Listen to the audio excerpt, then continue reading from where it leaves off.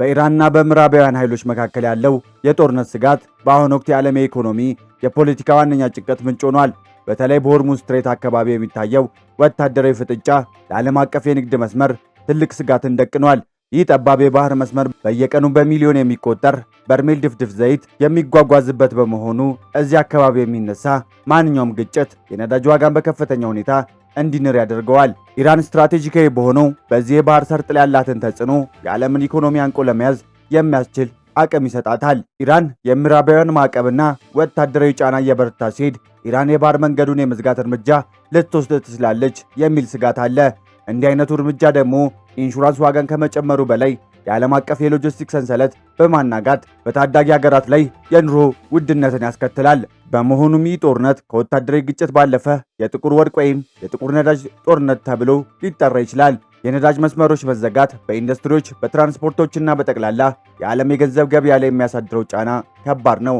ሰላማዊ መፍትሄ ካልተገኘ ግጭቱ ወደ ሰፋ ያለ ቀጠናዊ ቀውስ በማምራት የብዙ ሀገራትን ብሔራዊ ደህንነትና ኢኮኖሚ ህልውና አደጋ ላይ ሊጥል ይችላል። ሰላም ውድ የሳብ ቤተሰቦች፣ ቻናላችንን ሰብስክራይብ በማድረግ 1000 ሰብስክራይበር ለመግባት የምናደርገውን ቻሌንጅ እንድትቀላቀሉን ጠየቅን።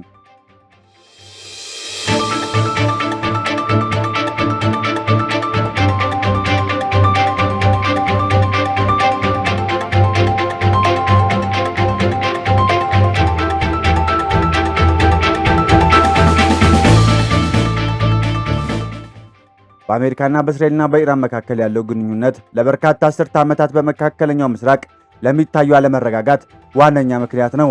ይህ ግንኙነት ከወዳጅ ወደ ከፍተኛ ጠላትነት የተቀየረ ነው።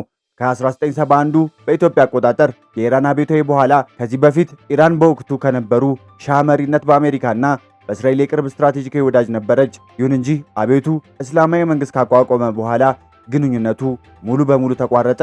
ኢራን አሜሪካ ታላቁ ሰይጣን፣ እስራኤል ደግሞ ትንሹ ሰይጣን በማለት መፈረጅ ጀመረች። በእስራኤል በኩል ኢራን የኒውክሌር መርሃ ግብሯን ማስፋፋትና በሊባኖስ ሂዝቦላ እንዲሁም በየመን ሁቲዎች ያሉ ታጣቂዎችን በመደገፏ ለህልውናዬ ስጋት ነው የሚል ጽኑ እምነት አላት። አሜሪካ ደግሞ በኢራን ላይ የኢኮኖሚ ማዕቀቦችን በመጣል የአገሪቱን የገንዘብ ምንጭ ለመዝጋት ስትሞክር ቆይታለች።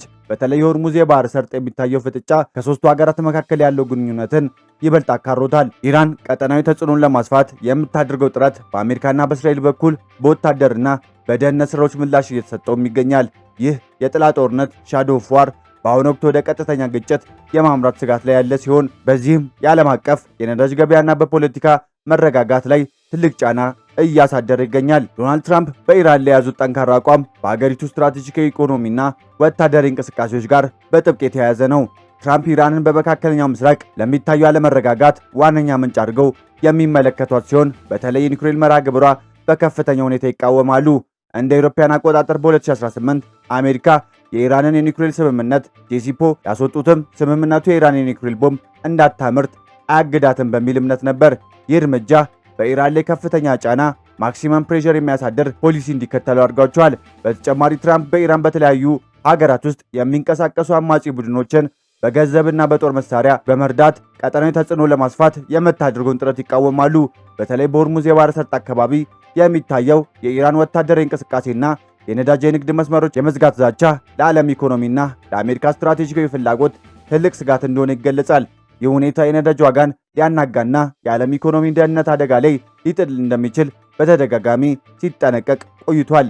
ይህ ትልቅ ምክንያት ደግሞ በአሜሪካ ቁልፍ ወዳጅ በሆነችው ከእስራኤል የደህንነት ጋርም የተያያዘ ነው። ትራምፕ ኢራን በእስራኤል ላይ የምታደርገው ዛቻ ለመመከት የኢራን የገንዘብ ምንጭ ማድረግ አስፈላጊ መሆኑን ያምናሉ። በዚህ ምክንያት በኢራን የነዳጅ ሽያጭና በፋይናንስ ተቋማት ላይ ከባድ ማዕቀቦችን በመጣል የሀገሪቱን ኢኮኖሚ ለማዳከም ሞክሯል። በአጠቃላይ ትራምፕ ጥብቅ አቋም ኢራን የኒውክሌር ኃይል ባለቤት እንዳትሆን፣ የቀጠናዊ በላይነት እንዲገታና የአሜሪካ የወዳጇ ደህንነት እንዲጠበቅ ለማድረግ የታለመ ነው ይላሉ። በየካቲት 21 ቀን 2018 እንደ ኢትዮጵያን አቆጣጠር የተጀመረው ኦፕሬሽን ኢፒክ ፊውሪ የተሰኘው መጠነ ሰፊ ወታደራዊ ዘመቻ በመካከለኛው ምስራቅ ታሪክ ውስጥ ታይቶ የማይታወቅ ክስተት ሆኖ ተመዝግቧል። ይህ የአሜሪካና የእስራኤል ጥምር ጥቃት በአንድ ጊዜ በመቶዎች የሚቆጠሩ ስትራቴጂካዊ ቦታዎችን ኢላማ በማድረግ የተጀመረ ሲሆን ዋና ዓላማውም የኢራን ወታደራዊ ዕዝ ማናጋትና የኒውክሌር መሠረተ ልማቶቹን ማውደም ሲሆን በመጀመሪያ ሳምንት ውስጥ የታየው የጥቃት ፍጥነትና የደረሰው ውድመት ዓለምን ያስደነገጠ ሲሆን በተለይ በኢራን ከፍተኛ አመራሮች ላይ የደረሰው ጉዳት የሀገሪቱ የመከላከያ መዋቅርን ለተወሰኑ ቀናት ሽባ አድርጎት ነበር። ይህ ወታደራዊ እርምጃ በቴክኖሎጂ ረገድ እጅግ የደቀቁ ድብቅ የጦር አውሮፕላኖችና ሰው አልባ ድሮኖች በስፋት ጥቅም ላይ የዋሉበት የመጀመሪያው ትልቅ ጦርነት ተደርጎ ይወሰዳል። በዚህ የመጀመሪያው ሳምንት ውስጥ የጦርነቱ ትኩረት ከየብስ ወደ ባህር በፍጥነት ተሸጋግሯል። ኢራን ለደረሰባት ጥቃት በወሰደችው አጸፋዊ እርምጃ የሆርሙዝ የባህር ሰርጥን ለመዝጋት መሞከሯ ለዓለም ኢኮኖሚ ትልቅ ስጋትን ደቅኗል። የጥቁር ወርቅ ጦርነት ዘ ዋር ኦፍ ብላክ ጎልድ የሚለው ስያሜ ተግባራዊ መሆን የጀመረው በዚህ ወቅት ነበር። የባህር መንገዱ በመዘጋቱ ምክንያት በየቀኑ የሚጓጓዘው የነዳጅ መጠን በከፍተኛ ሁኔታ የቀነሰ ሲሆን ይህም በዓለም አቀፍ የነዳጅ ዋጋ በአንድ ሳምንት ውስጥ ከ60 በመቶ በላይ እንዲጨምር አድርጎታል። የመርከብ ድርጅትና የኢንሹራንስ ኩባንያዎች በአካባቢ ያለውን እንቅስቃሴ በማቆማቸው ዓለም አቀፍ የንግድ ሰንሰለት ተቋርጦ በብዙ ሀገራት የሸቀጦች እጥረትና የዋጋ ንረት እንዲከሰት ምክንያት ሆኗል። በሰብአዊ ረገድ የመጀመሪያው ሳምንት እጅግ አሳዛኝ ትዕይንቶችን አስተናግዷል። በአየር ድብደባ ምክንያት በኢራን ዋና ዋና ከተሞች ውስጥ ከፍተኛ የንጹሃን ዜጎች ሕይወት ያለፈ ሲሆን በሚሊዮን የሚቆጠሩ ሰዎች ደግሞ ቀያቸውን ጥለው ወደ ተለያዩ ጎረቤት ሀገራት ተሰደዋል። ወታደራዊ ኢላማዎችን ከህዝብ መኖሪያ ጋር ተቀራራቢ በመሆናቸው የደረሰ የንብረት ውድመትም እጅግ ከፍተኛ ነው። በሌላ በኩል ኢራን በወሰደችው የሚሳኤል አጸፋ በእስራኤልና በአካባቢ የሚገኙ የአሜሪካ የጦር ሰፈሮች ላይ ጉዳት ደርሷል። ይህ ሁኔታ ጦርነቱ በቀላል የማይቆምና ወደ ቀጠናዊ ቀውስ ሊያመራ እንደሚችል በግልጽ ያሳየበት ሳምንት ነበር። በመጨረሻም ይህ ጦርነት በጀመረ በመጀመሪያው ሳምንት ውስጥ የታየው የዲፕሎማሲ ውድቀት ዓለም ምን ያህል ደካማ በሆነ ሰላም ላይ እንደነበረች ማሳያ ነው። የተባበሩት መንግስታት ድርጅትና ሌሎች ዓለም አቀፍ ተቋማት ግጭቱን ለማስቆም ያደረጉት ጥረት በሀያላን ሀገራት ፍላጎት ምክንያት ሳይሳካ ቀርቷል። የሆርሙዝ ሰርጥ መዝጋትን ያስከተለው የኢኮኖሚ ጫና እስከ አፍሪካና እስያ ድረስ የዘለቀ ሲሆን በተለይ በኢትዮጵያና በመሰል ታዳጊ ሀገራት ላይ የኑሮ ውድነቱን ይበልጥ እሳት አድርጎታል። ዛሬም ድረስ ጦርነቱ የጀመረበት ሳምንት በዓለም አቀፍ ውስጥ እንደ ጥቁር ጠባሳ የሚታይ ሲሆን ጦርነቱ ያስከተለው ጂኦፖለቲካዊ ለውጥ በመካከለኛው ምስራቅ ውስጥ አዲስና አስቸጋሪ ምዕራፍን ከፍቷል። ይህ በአጠቃላይ ሂደት ጦርነቱ በሁለቱ ወገኖች መካከል ብቻ የሚደረግ ሲሆን መላው ዓለምን የሚያናጋ እሳት መሆኑን በድጋሚ ያረጋገጠ ክስተት ሆኗል። ከሳምንት ደም አፋሳሽ ውጊያ በኋላ በፓኪስታን አደራዳሪነት ሚያዝያ 1 ቀን 2018 ዓ.ም የተደረሰው የተኩስ አቁም ስምምነት ለጊዜው ቢሆንም መጠነ ሰፊውን የአየርና የሚሳኤል ድብደባ እንዲቆም አድርጎታል። ሆኖም ይህ የተኩስ አቁም ስምምነት እጅግ ተሰባሪ በመሆኑ በተደጋጋሚ በተከሰቱ ግጭቶችም ታይቷል። ዛሬ ግንቦት 2 ቀን 2018 ዓ.ም ባለው መረጃ መሰረት ምንም እንኳን በየብስና በአየር ላይ ያለው መጠነ ሰፊ ውጊያ ቢቀንስም በባህር ላይ ያለው ፍጥጫ ግን ይበልጥ ተባብሷል። አሜሪካ በኢራን ወደቦች ላይ ጣለችው የባህር ላይ እገዳ ናቫል ብሎኬድ አሁንም እንደቀጠለ ሲሆን ኢራን በማንኛውም መንገዷ ላይ የሚመጣ የጠላትን መርከብ ለመምታት ዝግጁ መሆኑን ገልጻለች። ይህ ሁኔታ በዲፕሎማሲያዊ ንግግሮች ላይ ጥላውን አጥልቶ የሚገኝ ሲሆን በፓኪስታን ዋና ከተማ ኢስላማባድ የሚደረገው ድርድር በኢራን የኒውክሌር ፕሮግራምና በባህር መንገዱ ክፍት በመሆን ዙሪያ አለመግባባቶች ምክንያት መቋረጥ አጋጥሞታል። ከወታደራዊ እንቅስቃሴ ባለፈ የተኩስ አቁሙን ተከትሎ የታየው የጂኦፖለቲካ ለውጥ እጅግ አስገራሚ ነው። ሩሲያ በዚህ የረፍት ጊዜ ተጠቅማ የኢራን ወታደራዊ አቅም መልሶ ለመገንባት በካስፒያ ባህር በኩል የተለያዩ የድሮንና የሚሳኤል ክፍሎችን እያቀረበች መሆኑን የአሜሪካ የስለላ መረጃዎች ይጠቁማሉ። በሌላ በኩል ደግሞ እስራኤል በሊባኖስና በሶሪያ የሚገኙ የኢራን ተላላኪ ቡድኖች ላይ የምታደርገው የአየር ድብደባ ቀጥላለች። በተለይ በዚህ ሳምንት ውስጥ በእስራኤልና በሂዝቦላ መካከል የተፈጠረው ግጭት የተኩስ አቁም አደጋ ላይ ጥሎታል። አሜሪካ በአካባቢው ያላትን ወታደራዊ ማግኘትን ለማጠናከር ተጨማሪ የጦር መርከቦችና አውሮፕላኖችን ወደ መካከለኛው ምስራቅ እያስገባችም ትገኛለች። ይህ ጦርነቱ በማንኛውም ጊዜ ዳግም ሊቀሰቀስ እንደሚችል ማሳያ ሆኖ ተወስዷል። የዚህ ጦርነት የኢኮኖሚ ጫና በተኩስ አቁሙ በኋላም ቢሆን በዓለም ዙሪያ መታየቱን ቀጥሏል። የሆርሙዝ ሰርጥ ሙሉ በሙሉ አለመከፈቱ የነዳጅ ዋጋ በከፍተኛ ደረጃ እንዲቆይ አድርጎታል። ይህም በታዳጊ ሀገራት ላይ በተለይም በአፍሪካ ቀንድ ውስጥ ከፍተኛ የዋጋ ንረትና የሸቀጦች እጥረትን አስከትቷል። በኢትዮጵያ የነዳጅ ዋጋ በመጨመር በምግብና በትራንስፖርት ዘርፎች ላይ ትልቅ ተጽዕኖ እያሳደረም ይገኛል። የዓለም የንግድ ድርጅት የኢንሹራንስ ዋጋ በመጨመሩ ምክንያት በባህር ትራንስፖርት ላይ ያላቸው እምነት እያጡ መጥተዋል። በአጠቃላይ የተኩስ አቁሙ ለሰው ልጅ ሕይወት መትረፍ ፋይዳ ቢኖረውም ለዓለም ኢኮኖሚና ለቀጠናው መረጋጋት ግን አስተማማኝ መፍትሄ እያመጣ አይደለም። የሰላም ዕድሉ በኢስላማባድ በሚደረገው ድርድር ውጤትና በታላቅ ኃይሎች ስምምነት ላይ የሚመሰረትም ይሆናል። ይህ ጦርነት ያስከተለው ሰብአዊ ቀውስ በቀላሉ የሚታይ አይደለም። በሚሊዮን የሚቆጠሩ ኢራናውያን ተፈናቅለው በድንበር አካባቢ በሚገኙ መጠለያዎች ውስጥ እርዳታ እየጠየቁ ይገኛሉ።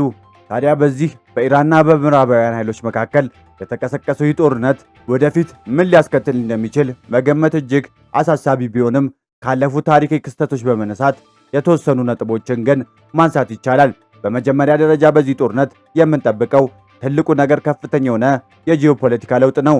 ኢራን በመካከለኛው ምስራቅ ያላት ተጽዕኖ በእጅጉ ሊዳከም የሚችል ሲሆን ይህ ደግሞ በሶሪያ በሊባኖስና በየመን ያላት የታጣቂ ቡድኖች እንቅስቃሴን ይገተዋል። ይሁን እንጂ ጦርነቱ በቶሎ ካላቆመ በቀጠናው ላይ ያሉ ሌሎች ሀገራትን ወደ ግጭት ሊስብ የሚችልበት ዕድል ሰፊ ነው።